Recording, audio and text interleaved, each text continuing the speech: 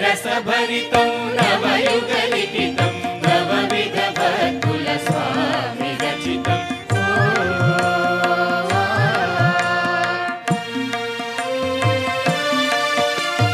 పాప మగరి సరి గగప మహిళ మనుజుడు మాధవుడయ్యే దాదా దాదా పగ పగరి సదా మహామంత్రమును ఉపదేశించి అహంకార మమకారము తొలగి సహకార బుద్ధి సేవలు చేయ చక్కని మార్గమునందించి చెదరని ధైర్యము కలిగించి ఇంటా వెంట జంటగా ఉంటూ కంటి పాపవలె కాచు ప్రేమయే ఇంటా వెంట జంటగా ఉంటూ కంటి పాపవలె కాచు ప్రేమయే నవరసభరితం నవయుగలిఖితం నవవిధ భక్తుల స్వామి రచితం.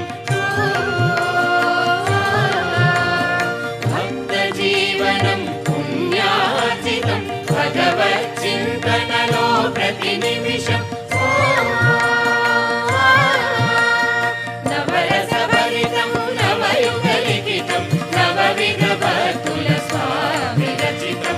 నవరసభరితం నవయుగలిఖితం నవవిధ భక్తుల స్వామి రచితం. నవవిధ భక్తుల స్వామి రచితం నవవిధ భక్తుల స్వామి రచితం. నవవిధ భక్తుల స్వామి రచితం నవవిధ భక్తుల స్వామి రచితం. నవవిధ భక్తుల స్వామి రచితం.